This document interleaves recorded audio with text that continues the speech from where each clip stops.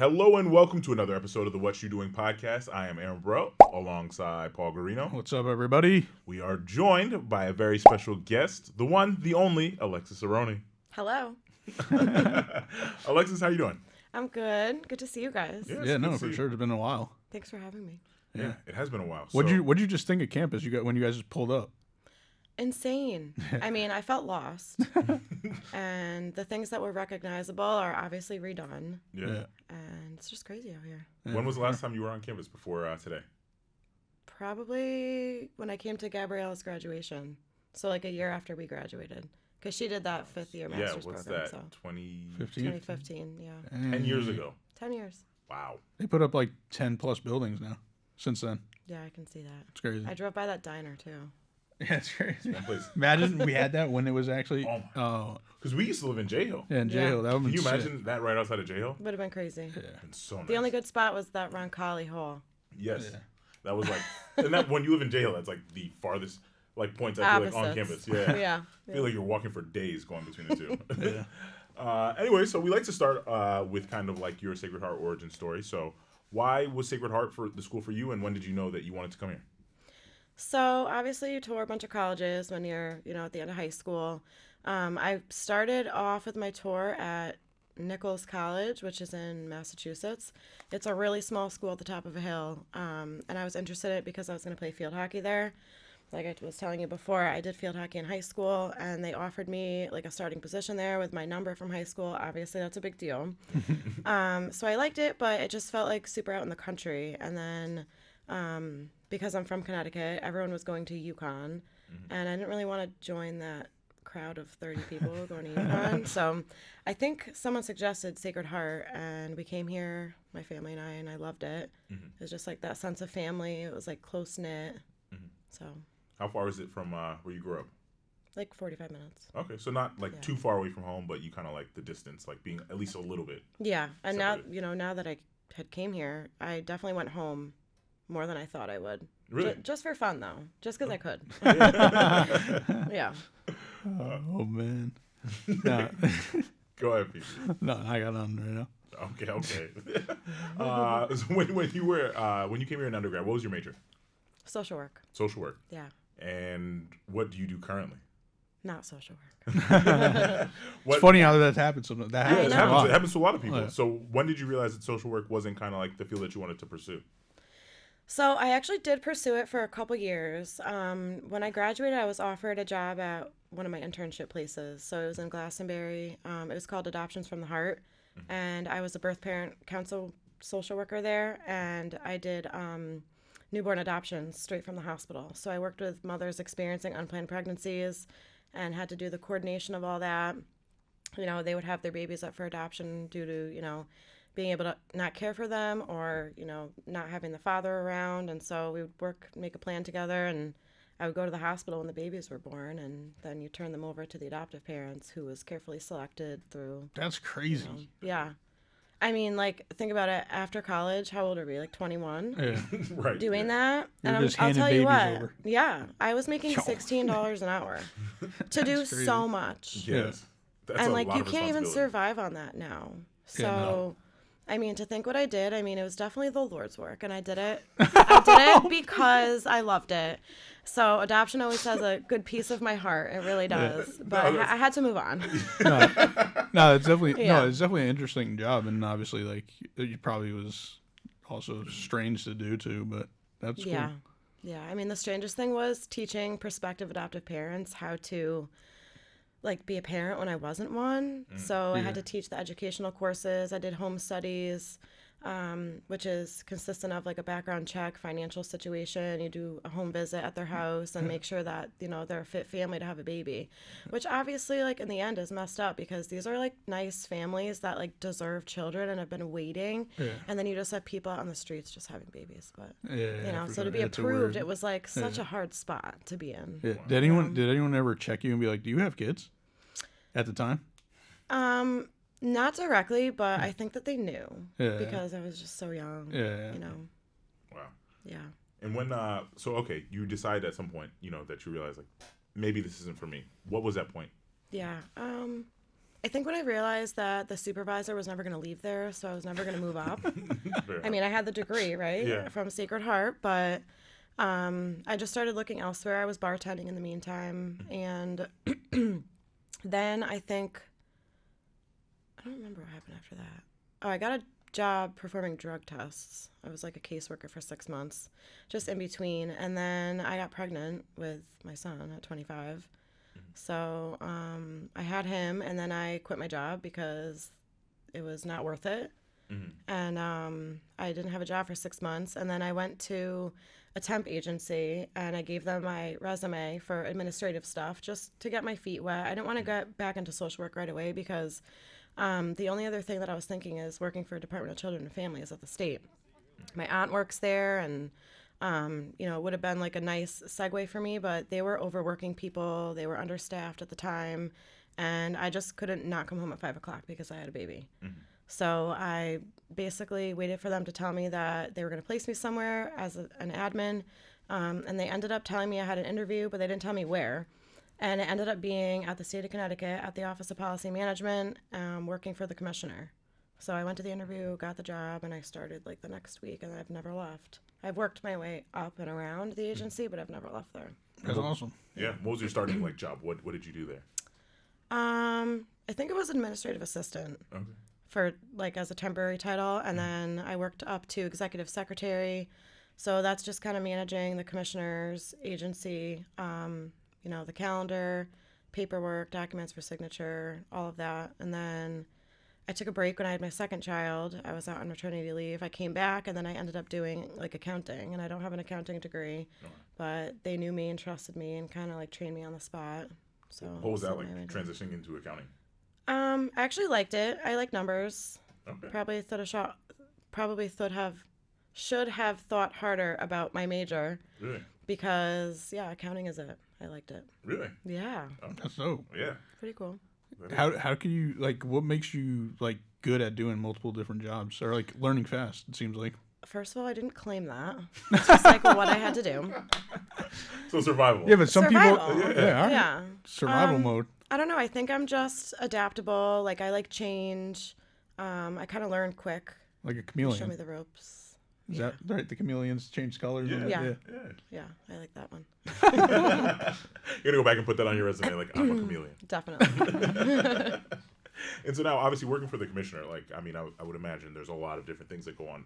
How are you? How do you make sure that everything is on schedule and on time, and how the commissioner likes it? Yeah.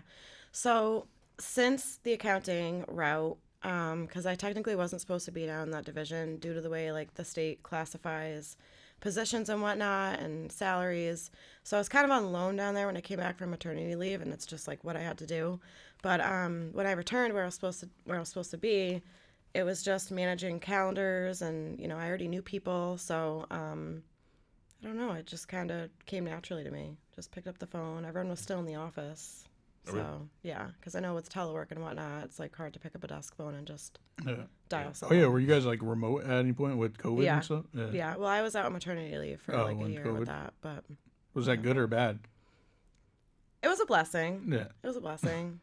I liked it. Why do you feel like it? Why do you feel like this? Just the like less stress of having to get to work in the morning and no commute. You don't waste your gas. Like all of those like essentials that you would normally need to do to get to a regular job was just like I just wake up and then I'm at my desk. Yeah, AB So- can't work remote. He doesn't have the attention span for that. Yeah, well, That's such a lie. I wish I was still doing more remote work, to be honest. yeah. I mean, I think a lot of people nowadays think that remote work is like the best of the best, right? But like I actually do work harder when I'm sitting at my desk. Really? I really do. Because when I'm home, I have, Yeah. Things the going laundry, on. the cat, the dishwasher, like all of these things. So, Yeah. It's a lot. yeah. Just being honest. No, I mean, listen, this is why they're changing the work to people being back in office. But Yeah, Right. making people go back. yeah, honestly, it's Like you. I mean, yep. That is true. He's never been back. Like I'm actually unemployed. No, that's nice. So obviously, as you've gone through all these different changes, like as you look back, kind of on your journey so far, can you like, is it hard to imagine like I didn't think I'd be doing this or? Yeah, I mean, Currently, it's legislative session for the state of Connecticut. So What does that mean? that means that any like proposed bill that wants to go through the House and the Senate chambers down at the Capitol has to go through like a vetted process in order for a bill to become a law. And so that session is only available during the year of January to June. So everyone is in session and they vote on it and they go down to the chambers. So my work plays into that with I have to schedule people to be at certain hearings. So like say you wanted to defend yourself in like a public hearing for something that you feel really strongly about. So you want to oppose that bill. Members of the public can go in and like give a speech at any time or submit written testimony for how they feel about it.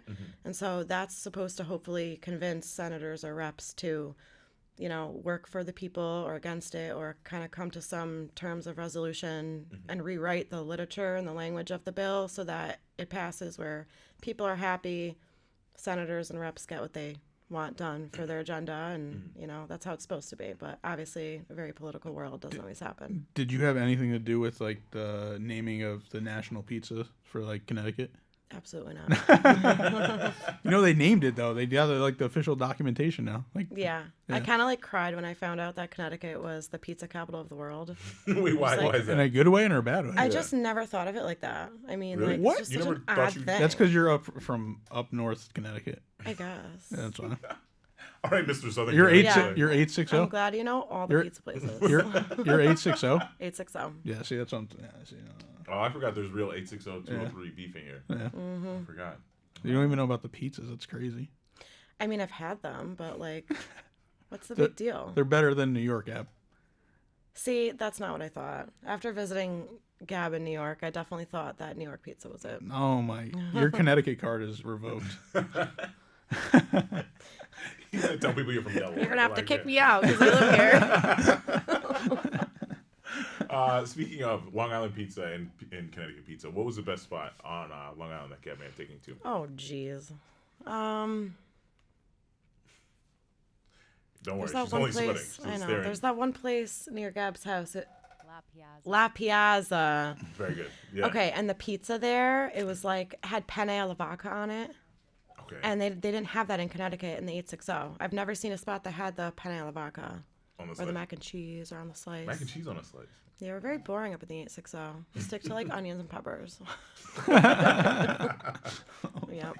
That is too funny. Are you ready for the fun SHU segment? We're gonna ask you some favorite things you had at SHU. Okay. All right, Why do you look so nervous yeah, to answer that? yeah, well, yeah. Like, what could it be? All right, what was your favorite like dorm at SHU? I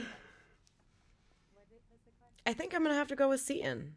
Okay. All right, Yeah, there freshman. we go. That's Yeah, like the OG dorm. for sure. I lived in All Seton. the good times there. I know. I definitely met you there. Yeah. Well, yo, what's your first memory of me and AB?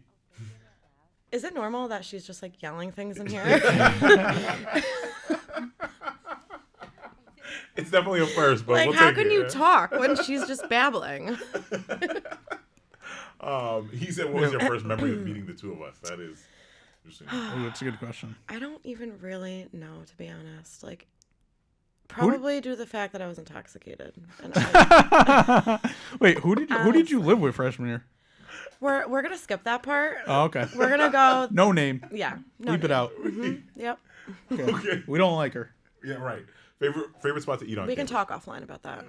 Yeah, I do want to know this. Now, now. I'm You curious. want to know the details? I got Yeah. you. I'm trying to think. What was your favorite spot to eat on campus? There was that mahogany room. Forgot. Yeah, that Is was. that still there? Yeah, I think so. yeah. It was like the main. Flick. Flick. Yeah. Flick my bick. Yeah, Yep. Flick. Now it's called 63s for the new Oh. kids. What's so good about 63? That's when cigar was founded. 1963. Doesn't know facts about the college she went to. No problem. What about any favorite professors? Oh my god, you guys are really triggering my brain right now. I don't know. It's like Favorite 10 years ago, professors? 11 years ago. I don't know. Get me a list. I'll recognize names. No I'm one's not. said I'm it. not a good person All to right. interview about academics. Like that's not what. All I right, came my here. last one. I don't know if AB got. All right, my last. Your last one is what? Are we gonna cut this? Yeah, we got it. We got the editors. We're gonna have to. Thank you. Is there anything? Is there anything that you miss about Cigar? All of it. I want to be here now. For real? Yeah, like look at this place. Oh yeah. It's crazy. It is. It's crazy how much nicer it is. Yeah, but really, one thing that stands out is that like you were never alone. Yeah. Like, not that I'm crazy and I have to be with people all the time, but having 2 kids, it's like I just miss my I like the alone time, but I also get bored. Yeah. You know, I don't have my kids 2 nights a week, obviously. You know, today being one of them, and it's like the house is so quiet, and you never had to worry about like who you're hanging out with. There's always someone to like bop around with. Definitely. Yeah. And I feel like you had a good group of friends as well. Yeah. You guys were a fun group. Just a wild You group. guys too. Yeah. Honestly, no. This is great. Last question for you. If you could give yourself, think about you walking on campus freshman year and think about where you are now. If you had to give yourself that version of yourself advice, what would you say? Ooh, that's Young crazy. Alexis. Yeah, young Lex. If I had to give myself advice, live in the moment. Honestly, it's so cliche, but like nothing academic or whatnot. Just live in the moment, because obviously when you're our age, you wish you can go back, and you only got one shot. Yeah. So, I still feel young. Do you? You're not that young. well, I mean, having 2 kids, I was complaining about my sciatica nerve on the way here, so I don't really feel that young, but All right. YOLO. Just me. Her advice is YOLO. YOLO. That is very fitting for YOLO the time to period the that we end. went to Sacred Heart. It was, right? Nothing was the same. YOLO was trending when we were like Yeah. with it. Yes. When we were like, when it was Drake. our era, Yes. YOLO was everything. I remember I feel like that was Sam Hale's model. Shout out to her. I love her. Yeah. Yeah. Anyway, Definitely was. this has been another episode of the What You Doing podcast. We will see you all next time.